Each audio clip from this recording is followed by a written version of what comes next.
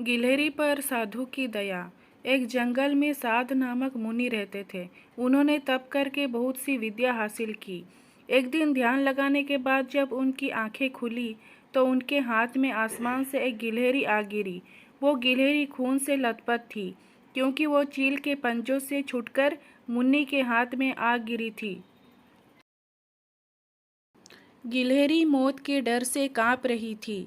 मुनि को उसके ऊपर दया आ गई। उन्होंने सोचा, क्यों न इसे अपनी विद्या से अपनी बेटी बना लूं।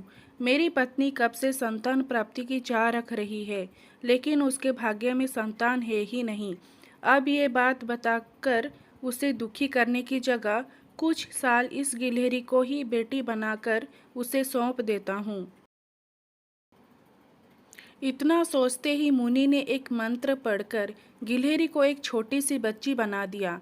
वो उस गिलहरी को बच्ची बनाने के बाद गोद में उठाकर अपनी पत्नी के पास लेकर आए। उन्होंने कहा, लो, अब इसे अपनी बेटी मानकर ही पालना। सोच लो, भगवान ने तुम्हारी सुन ली है। मुनि की पत्नी छोटी बच्ची देखकर खुश हो गई। अब गिलहरी से बच्ची बनी लड़की मुनि के घर में बड़े लाड प्यार से पलने लगी।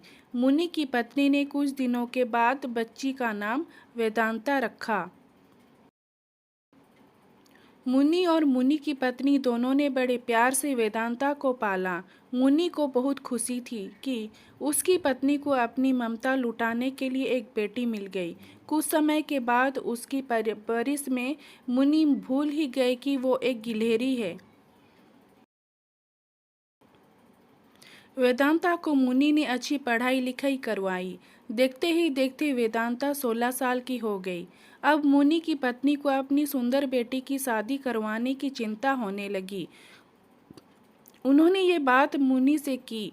अपनी बेटी की तरफ देखते हुए मुनि को भी लगा कि इसका अब विवाह हो जाना चाहिए। मुनि ने अपनी पत्नी से कहा कि तुम चिंता मत करो, मैं इसके लिए योग्य वर ढूंढ लूँगा। मुनि को लगा कि मेरी बेटी बहुत सुंदर है और उसकी शिक्षा दीक्षा भी अच्छी हुई है, इसीलिए उन्होंने अपनी सिद्धि से सूर्यदेव को पुकारा। सूर्यदेव ने मुनि को प्रणाम करके बुलाने की वजह पूछी। तब मुनि ने कहा, मेरी बेटी विवाह के योग्य हो गई है, मैं चाहता हूँ कि आप इसके पति बने। सूर्यदेव ने कहा, आप एक बार अपनी पुत्री से पूछ लीजिए, अगर उसे मंजूर है तो मेरी तरफ से भी हाँ है। तब वेदांता बोली, पिताजी, ये बहुत गर्म है, मैं इनके पास नहीं जा पाऊंगी और ना ही इन्हें देख पाऊंगी। मुनि ने वेदांता से कहा, कोई बात नहीं, हम दूसरा वर देख लेंगे।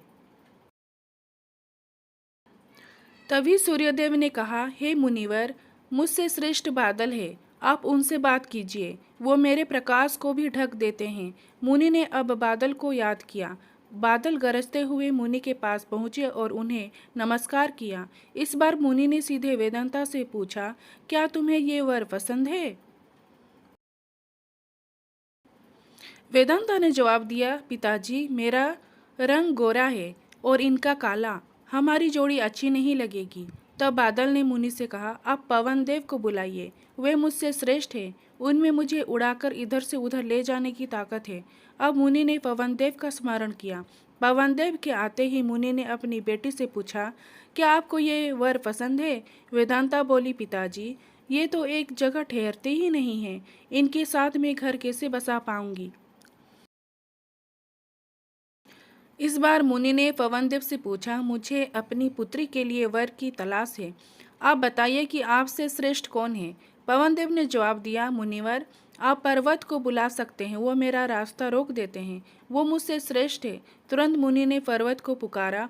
पर्वत को देखते ही वेदांता बोली, ये तो पत्थर है, इनका दिल भी पत्थर का ही होगा, इनसे विवाह कैसे हो पाएगा पिताजी? मुनि ने हाथ जोड़कर पर्वतदेव से पूछा, आपसे श्रेष्ठ कौन है? पर्वतराज ने जवाब दिया, हे मुनि, चूहा मुझसे छेद कर देता है, इस आधार से वो मुझसे श्रेष्ठ है। इतना कहते ही पर्वतदेव के कान से चूहा नीचे कूदा। वेदांता ने जैसे ही चूहे को देखा वो खुशी के मारे उछल पड़ी। उसने कहा, पिताजी, यही मेरा वर बनना चाहिए। मुझे ये पसंद है। इनकी पूंछ कान सब कुछ कितना प्यारा है। मुनि ने सोचा, ओहो, मैंने एक गिलहरी को मंत्र विद्या से इंसान तो बना दिया, लेकिन इसका दिल अभी भी गिलहरी वाला ही है। मुनि ने तुरंत वेदांता को गिलहरी बनाया और उसका विवाह चूहे से करवा दिया। विवाह के बाद दोनों खुशी खुशी रहने लगे। कहानी से सीख, इंसान चाहे बाहर से कितना भी बदल जाए, लेकिन उसका दिल वैसा ही रहता है। अगर ये स्टोरी आपको अच्छी लगी हो तो प्लीज़ लाइक, शेयर और सब्सक्राइब करें।